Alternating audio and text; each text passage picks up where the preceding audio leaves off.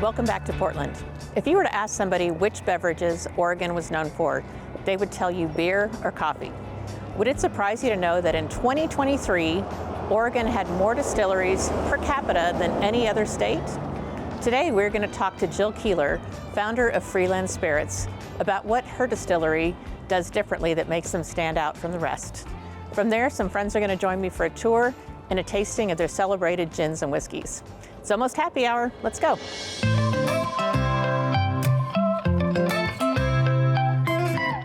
Hi, Jill. Hi, welcome. Good to see you. Lulu. Good to see you. Thank too. you. Cheers. This looks delicious. Cheers.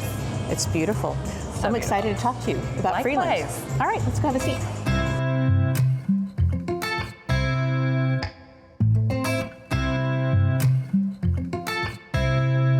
So Jill, tell me a little bit about your Mima in Texas and how she inspired you to start this. And does she enjoy a cocktail every so often? The funny thing about Mima is she never touched a drop of booze in her life. Never? Never, so we're making up for all her lost time. Okay.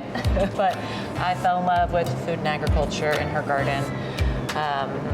So now everything we do here celebrates Northwest food, agriculture, our woods, all the things that I think of like when I think of my childhood.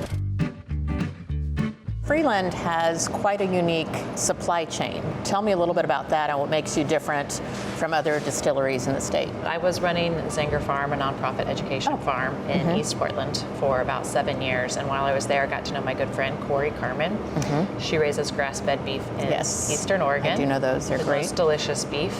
And we became whiskey drinking buddies. So it was a fateful whiskey drinking night, drinking some delicious Kentucky bourbon, but thinking how we wish we knew more of the terroir, of who grew the grain, where was it from, what's the story of that farm and that farmer. And a couple more whiskeys go by, and Corey's like, I'll grow it if you make it.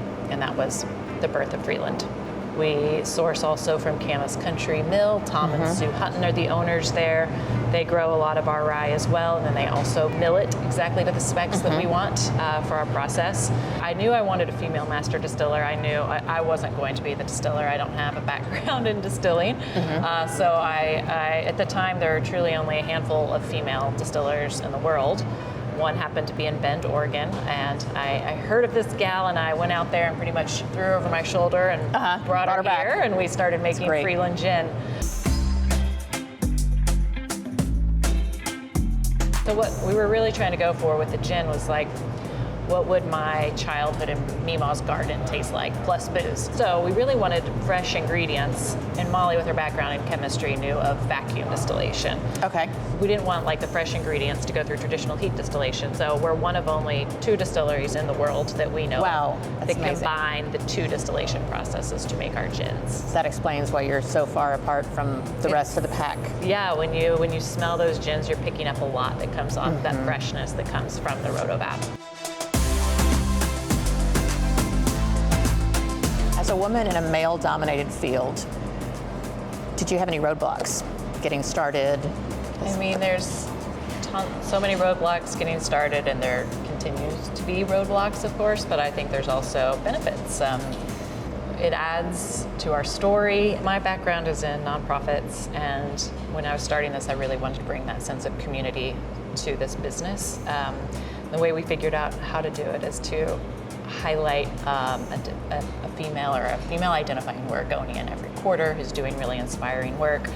A lot of times the gals are ones whose story you haven't heard of before, kind of unsung heroines. Whoever gets selected gets to work with our team to design a cocktail kit. Percentage of proceeds from that kit go to whatever nonprofit she chooses. Oh, that's great. So it's been a really fun program. We've had, dozens of women participate in the program since the launch of Freeland. And we have events in here that celebrate them, and it's a really great way of just honoring gals who are doing really groundbreaking work. That's amazing. Yeah. That's definitely needed. What advice would you give to a young girl growing up? I have one of those. I have a 14-year-old daughter, and all young gals growing up right now, like whatever job they're going to end up doing most likely doesn't even exist right now. So point. it's it's being okay with absolutely so many unknowns. The world is more uncertain feeling now than ever, and like who knows what's going to happen tomorrow. And the more prepared you are to just deal with uncertainty, we really need to build up our next generation of female entrepreneurs. And to do that, they need to see examples of other female entrepreneurs doing that, and they also need to just embrace that culture of uncertainty and creativity. Well, thank you so much. I really appreciate talking to you. My pleasure, Lulu. All right, thank you. Yes. Cheers. Cheers.